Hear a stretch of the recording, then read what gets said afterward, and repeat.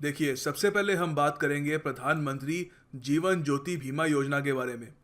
सबसे पहले आपको ये पता होना ज़रूरी है कि ये एक लाइफ इंश्योरेंस प्लान है। एक्सीडेंटल इंश्योरेंस नहीं, वो उसका अगला बताऊंगा आपको, अगली जो योजना है उस पर। यहाँ पर आपको याद रखना है कि जीवन ज्योति बीमा योजना एक लाइफ इंश्योरेंस प्लान है। आगे कुछ डिटेल्स हैं, एग्जामिनेशन पॉइंट ऑफ व्यू से बहुत इंपॉर्टेंट है, याद रखिएगा। देखिए, पहली बात तो ये है कि एज लिमिट आपको याद रखनी है प्रधानमंत्री जीवन ज्योति बीमा योजना की, जो है 18 वर्ष से लेकर 50 वर्ष के लोगों के लिए। अगर इनके पास एक बैंक अकाउंट है तो ये अपनी कंसेंट से, अपने अप्रूवल से ये योजना एक्टिवेट कर सकते हैं और अपने आप उनके अकाउंट से प्रीमियम जो होगा इस बीमा का वो कट जाएगा। वो अभी और समझाऊंगा आपको अगली स्लाइड में।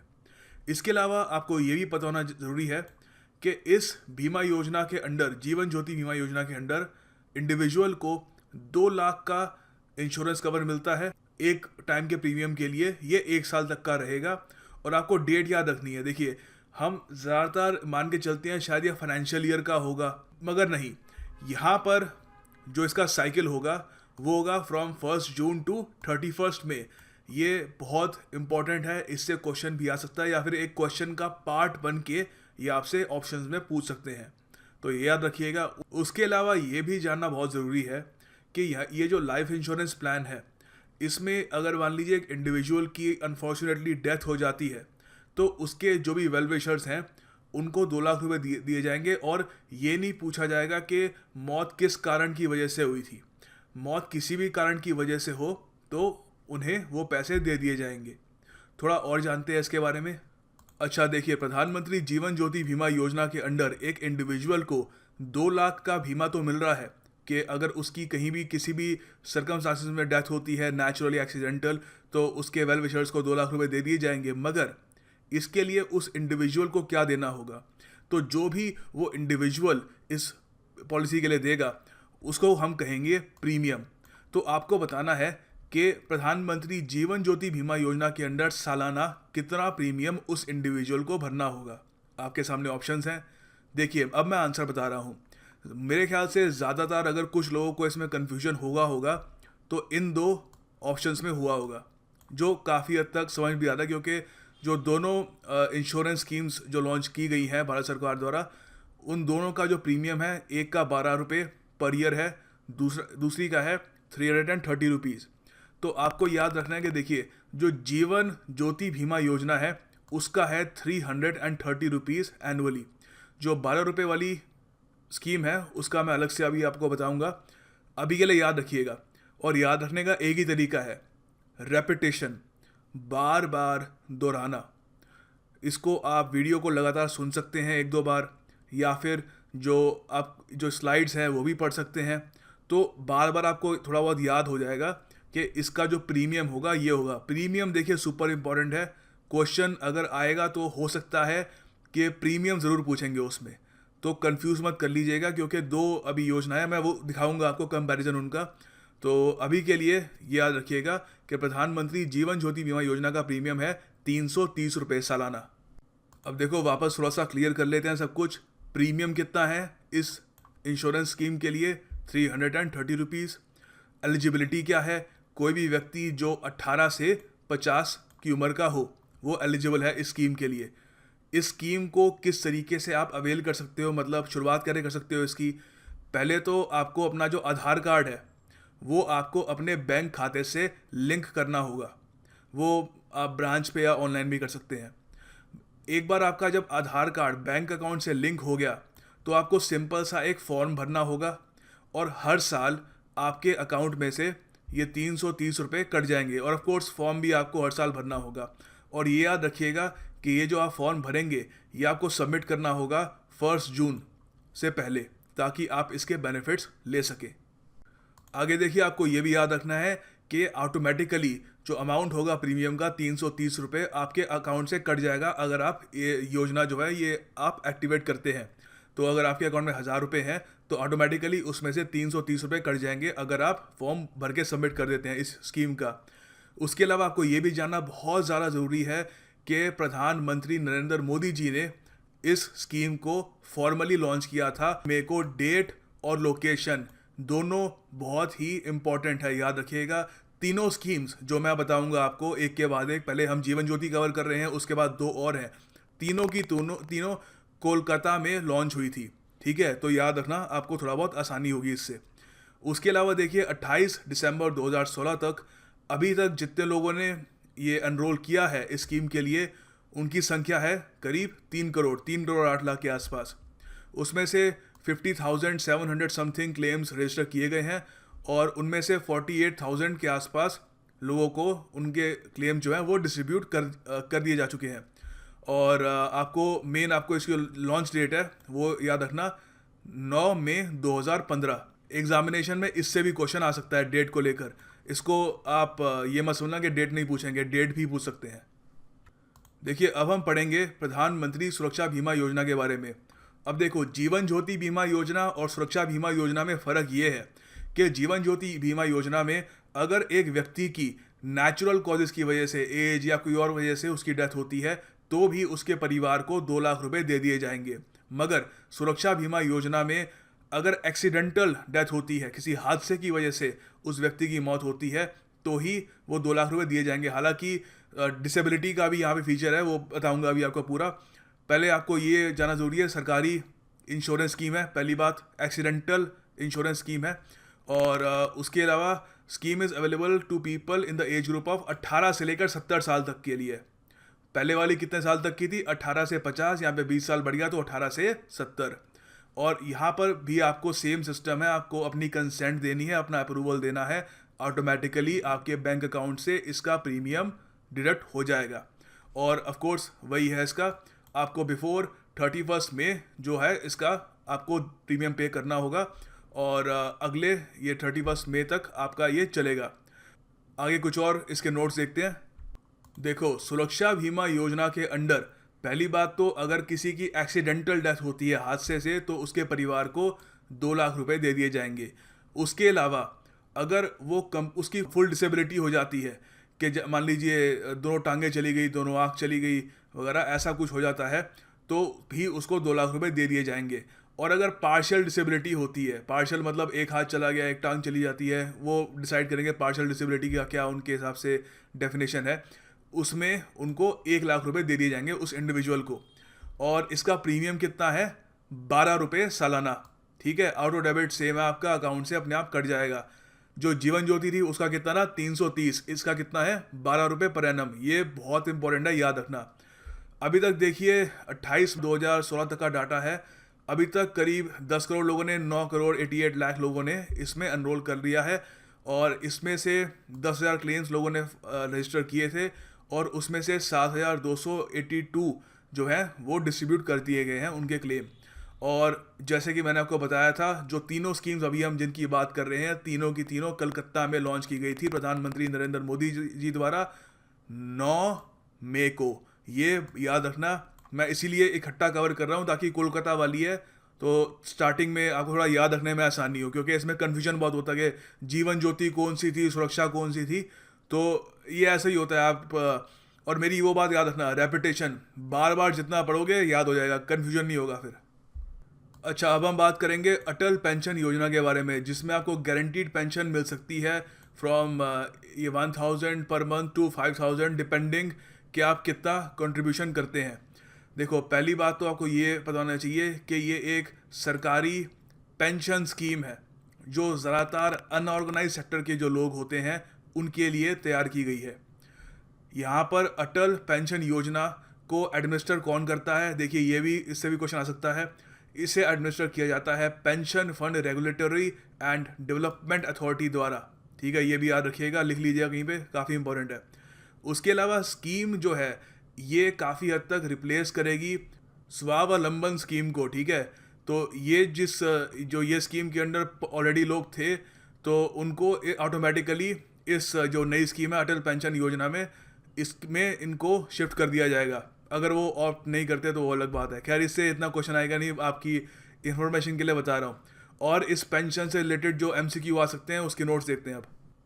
देखिए, जैसे कि मैंने आपको बताया था, ये एक पेंशन स्कीम है कि 60 साल के बाद जब इंसान काम नहीं कर सकता बूढ़ा हो जाता है तो उसको रोज़गार तो मिलेगा नहीं, तो उसको कम से कम पेंशन आती रहे जिससे वो अपनी ज़िंदगी काट सके। तो उसमें 1,000 रुपये पर मंथ से लेकर 5,000 पर मंथ की आपको पेंशन मिल सकती है, डिपेंडिंग ऑन कितना आप हर मंथ पे करते हो जब आप 60 साल के नहीं होते उससे पहले। तो यहाँ पर देखिए इसमें ये भी प्रावधान है कि जो सब्सक्राइबर हैं जिन्होंने ये स्कीम ले रखी है वो पेंशन अमाउंट इंक्रीज या डिक्रीज भी कर सकते हैं। हालांकि साल में बस एक ही बार होगा ये, during the month of April, ठीक है। और उसके अलावा यहाँ पे सेंट्रल गवर्नमेंट भी 50% कंट्रीब्यूट करेगी for a period of 5 years, जो भी वो आदमी इन्वेस्ट कर रहा है अपने पेंशन फंड में। सो ये है अटल पेंशन फंड। अब जरा तीनों जो स्कीम्स हैं उनके बारे में ज़रा थोड़ा और जान लेते हैं ताकि याद रखने में आसानी हो। अच्छा देखिए, आगे तीनों योजनाओं के बारे में एक बार लास्ट में जानने से पहले अटल पेंशन योजना से रिलेटेड कुछ और इंपॉर्टेंट पॉइंट्स हैं वो भी आपको पता होना चाहिए। पहली बात तो जो है एलिजिबिलिटी है जो इस स्कीम की, वो है 18 से लेकर 40 की उम्र तक। कोई व्यक्ति जो 18 से लेकर 40 की उम्र तक का है वो ये पेंशन स्कीम स्टार्ट कर सकता है, उसके बाद वो एलिजिबल नहीं होगा। अगर देखिए 40 की उम्र में भी वो शुरुआत करता है कोई इंडिविजुअल, तो वो 60 की उम्र तक वो कंट्रीब्यूट करता रहेगा अपने पेंशन फंड में, ठीक है। तो यहाँ से हम ये कह सकते हैं कि इस पूरी पेंशन फंड में मिनिमम कंट्रीब्यूशन पीरियड जो है इस योजना का वो है 20 साल। क्योंकि अगर बहुत लेट स्टेज पे भी आप स्टार्ट करते हो 40 की उम्र में, तो भी 60 की उम्र तक तो 20 साल हो जाएंगे आपको। 60 की उम्र में जब आप पहुँचोगे तो आपको पेंशन मिलनी स्टार्ट हो जाएगी जितना भी आपने फंड इकट्ठा किया था। सो उसके अलावा देखिए अभी तक करीब 38 लाख लोगों ने सब्सक्राइब कर लिया है, एनरोल कर लिया है अटल पेंशन योजना में। और टोटल जो पेंशन वेल्थ इन सब लोगों की इकट्ठा हुई है वो इतनी है 1344,000 करोड़ रुपीज़। सो आगे कुछ और इसके बारे में एक और इन्फॉर्मेशन है वो भी देखते हैं। उसके अलावा देखिए इस पेंशन योजना को और ज़रा अट्रैक्टिव बनाने के लिए मिनिस्ट्री ऑफ फाइनेंस ने एक और कदम उठाया। उन्होंने पहले तो देखिए ये था कि अगर मान लीजिए एक कपल है, हस्बैंड ने ये स्कीम की शुरुआत करी और वो प्रीमेच्योर डेथ उनकी हो गई, 60 से पहले वो गुजर गए। तो क्या होता था कि जो उनकी वाइफ थी उनको लमसम अमाउंट जो भी उन्होंने इकट्ठा किया था उनके हस्बैंड ने वो इकट्ठा दे देते थे।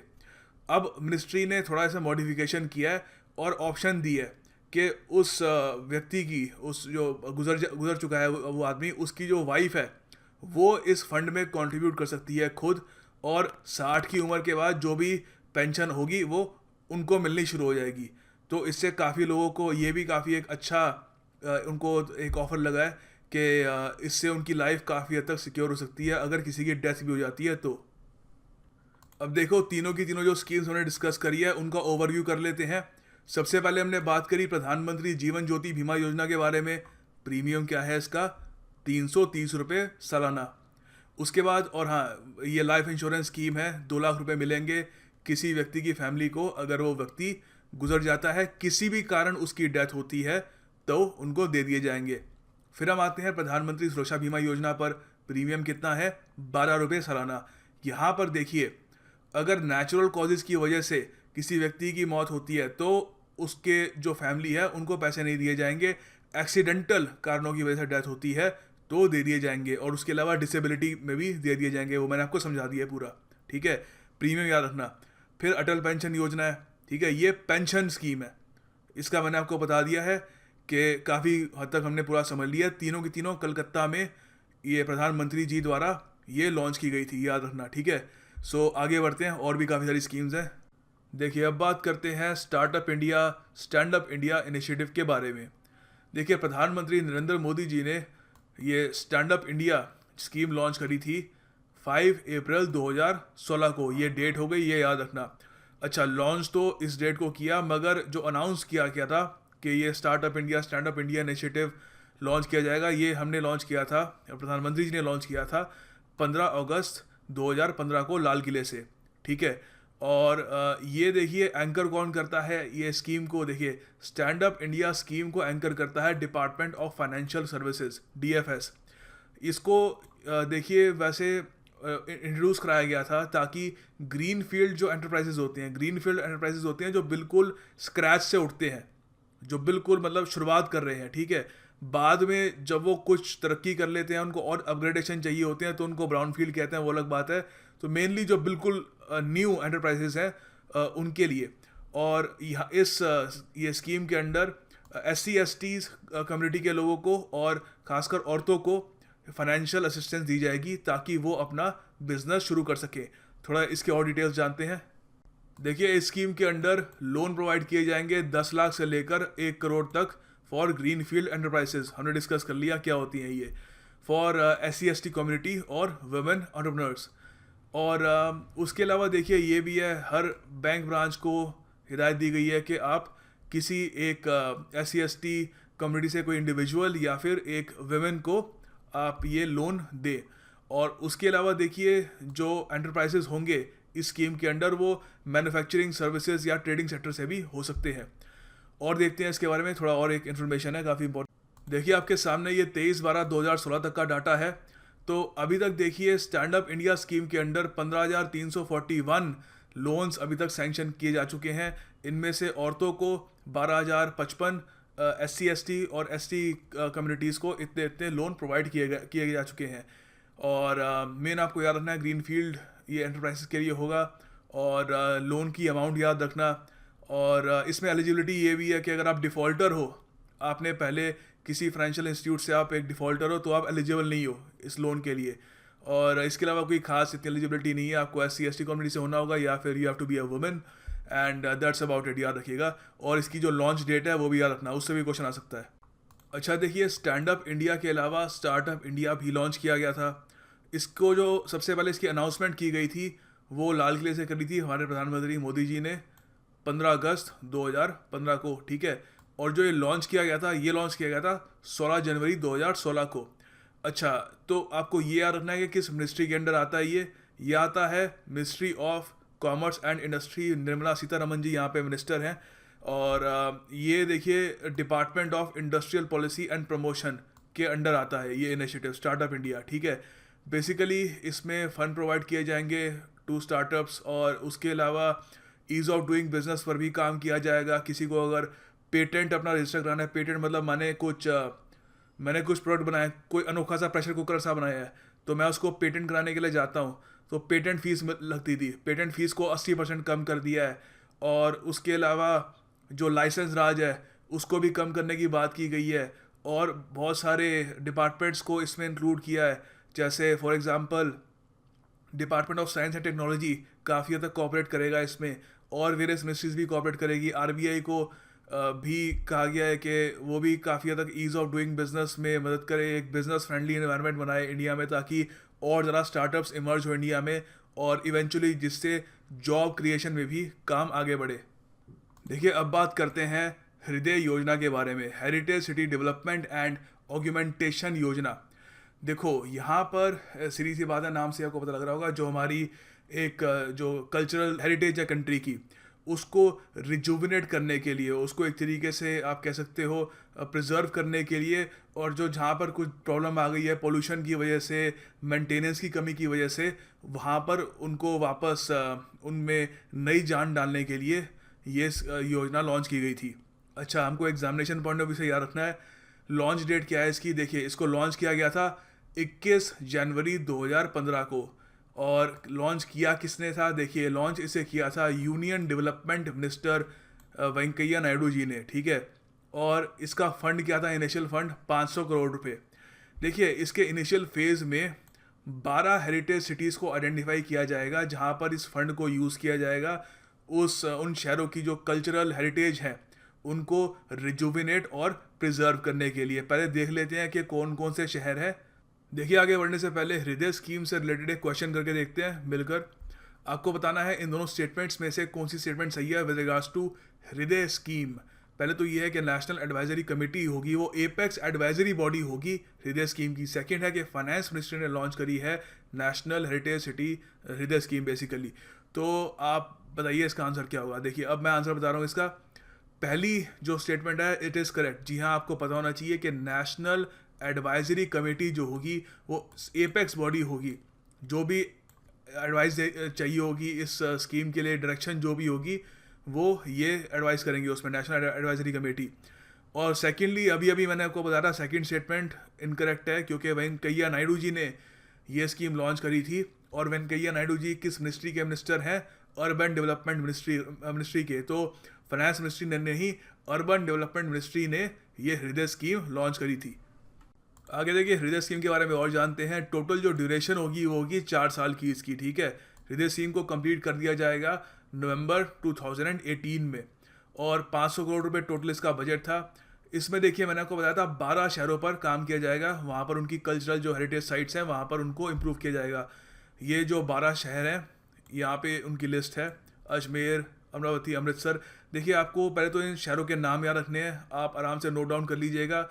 और आपको यही बताना चाहिए कि सबसे ज़्यादा जो फंड है 500 करोड़ का जो फंड था उसमें सबसे ज़्यादा जो एलोकेट किया गया है वो वाराणसी को एलोकेट किया गया है 90 करोड़ रुपीज़ का, ठीक है। तो इससे भी क्वेश्चन बन सकता है कि जो 12 सिटीज़ हैं उनमें से सबसे ज़्यादा फंड जो है हृदय स्कीम के लिए किस सिटी को दिया गया था, वो है वाराणसी। अब देखिए बात करते हैं उड़ान स्कीम के बारे में। उड़ान एक एक्रोनिम है, उड़े देश का आम नागरिक। जी हाँ, यही है इसका एक्रोनिम। और ये देखिए ये स्कीम जो है बेसिकली हमारी जो सिविल एविएशन इंडस्ट्री है उसमें बूम लाने के लिए करी गई है। अभी जो टिकटिंग वॉल्यूम है अराउंड 80 मिलियन है, उसको 300 मिलियन तक ले जाना चाहती है भारत सरकार 2022 तक। तो इसमें बेसिकली यही है कि आम आदमी भी एयर ट्रैवल करे, उसे भी पता लगे कि क्या एक्सपीरियंस होता है और ओवरऑल इस इंडस्ट्री को भी बूम मिले।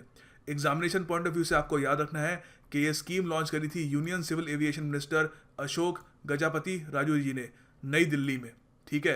तो ये काफ़ी बार पूछेंगे कि लॉन्च किसने करी थी, तो मोदी जी ने नहीं की थी, हमारे सिविल एविएशन मिनिस्टर ने करी थी। आगे कुछ और इंपॉर्टेंट पॉइंट्स है इसके, वो भी डिस्कस करते हैं। अच्छा देखिए यहाँ पर एक एमसीक्यू करते हैं कि उड़ान स्कीम जो है कितने सालों तक ऑपरेशनल रहेगी, 6 साल, 8 साल, 4 साल, 10 साल। देखिए इसका जवाब है 10 साल। जी हाँ, उड़ान स्कीम 10 साल तक ऑपरेशनल रहेगी। 10 सालों में क्या करेंगे? देखिए 10 सालों में ये इनका प्लान है सरकार का, एविएशन मिनिस्ट्री का एक्चुअली, कि जो भी हमारे अंडर सर्व्ड एयरपोर्ट्स हैं हमारे छोटे शहरों में, वहाँ पर जो उनकी एयर स्ट्रिप्स हैं उनकी मेंटेनेंस हो, वहाँ से रेगुलर फ्लाइट्स और ज़्यादा फ्रीक्वेंटली हो, डोमेस्टिक बेसिकली टूरिज़्म को काफ़ी इससे राइज मिले। और ये आपको मेन याद रखना है एग्जामिनेशन पॉइंट ऑफ व्यू से कि 10 साल तक उड़ान स्कीम ऑपरेशनल रहेगी।